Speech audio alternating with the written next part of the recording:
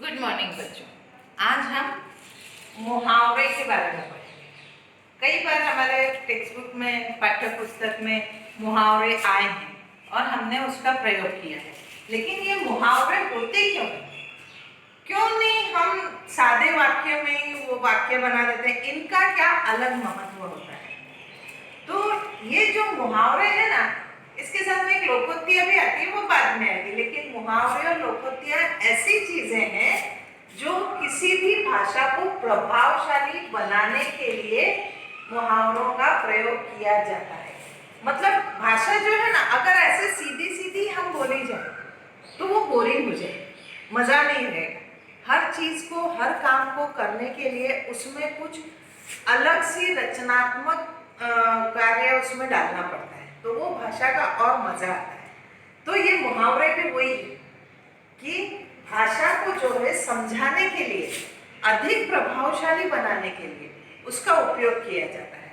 और ये जो मुहावरे होते हैं ना, इसमें जो शब्द होते हैं वही शब्दों से अर्थ नहीं लिया जाता है, वो शब्दों का कुछ अलग हास्यास्पद अर्थ भी हो सकता है।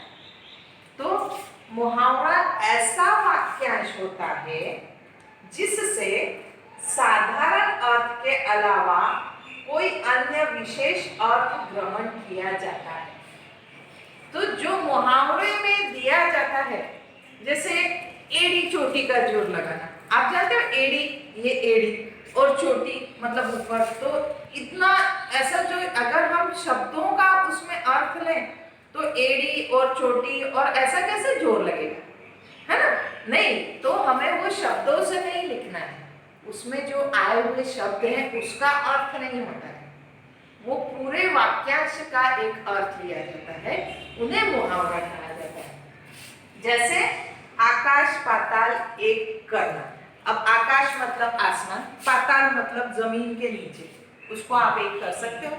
अगर इसमें ऐसा दिया है कि आकाश पाताल एक करना, तो हम क्या उसको एक कर सकते? नहीं कर सकते।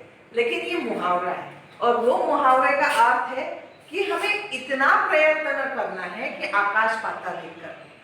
कई बार वाक्य में आता है कि मैं तो ऐसी मेहनत करूंगा परीक्षा के लिए, इतने प्रयत्न करूंगा, इतनी कोशिश कर दूंगा कि आकाश पाताल एक कर दूंगा।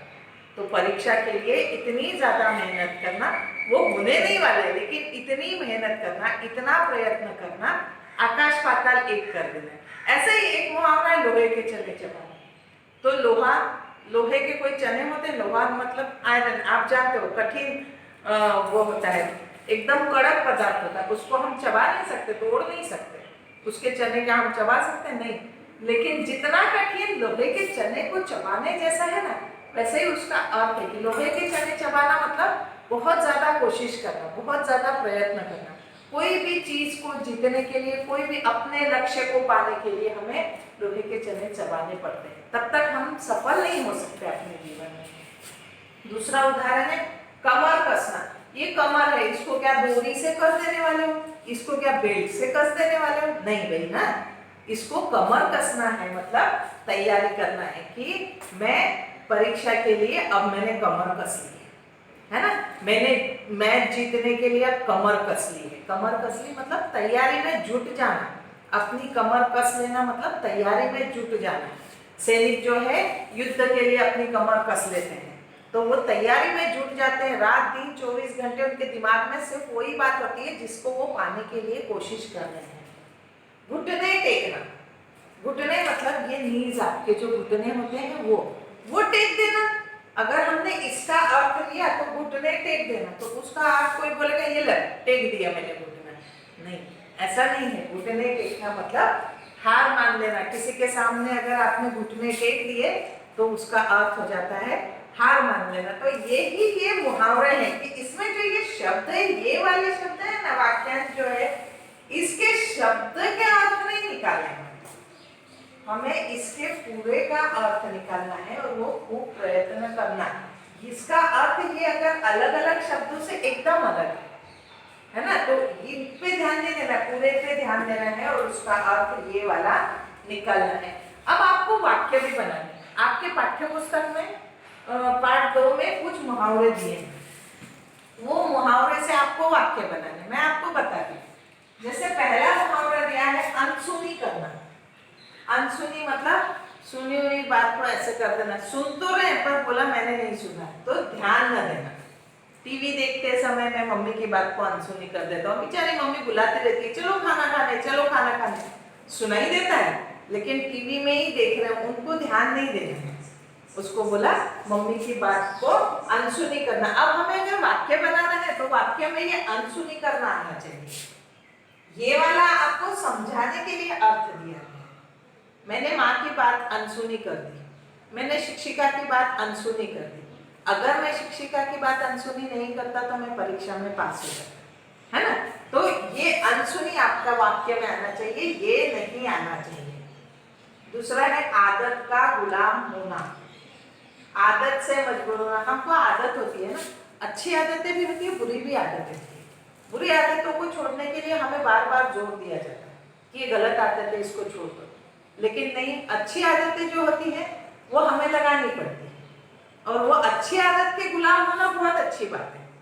मैं पुस्तक पढ़ने की आदत का गुलाम हूँ, है ना। मुझे खाना बना, मम्मी खाना बनाने में देर लगाती है, उसकी आदत के गुलाम हूँ। ऐसा हम बता सकते हैं कि अपनी आदत जो है उसके लिए हम मजबूर हैं कि ये हमारी आदत है और ये हमारी मजबूरी है। दूसरा है वचन देना, वादा करना। सब वचन देते हैं, मैं भी वचन देती हूँ। मैं वचन देती हूँ कि मैं तुम्हें बहुत अच्छे से पढ़ाऊंगी, मतलब मैंने वादा किया है, मुझे वो निभाना है। उस वादे पे आपको खड़े रहना है कि नहीं, मुझे ये वचन दिया है, मैंने माँ को वचन दिया है।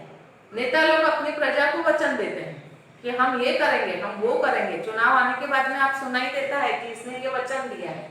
वचन देना मतलब वादा करना, तो वाक्य में आएगा नेता लोग प्रजा को वचन देते हैं। दूसरा है मन डोलना, विचार बदल जाना, ऐसा करो या ऐसा करो, है ना। आज जाओ या ना जाओ, बारिश में भीगो या ना भीगो। बारिश पे देखकर ही मेरा मन डोल गया, बारिश आते से ही मेरा मन डोल गया कि अभी नहाऊं या ना नहाऊं, ऐसा। दूसरा है जीवन दान देना, नया जीवन देना। आजकल सब लोग डॉक्टरों की वाहवाही कर रहे हैं क्योंकि डॉक्टर हमें जीवन दान देते हैं, इलाज करके हमारा वो हमें जीवन दान देते हैं। हमें छोटे से छोटे प्राणी को, कीड़ी को, चींटी को, मक्खी को बचाकर जीवन दान देना चाहिए।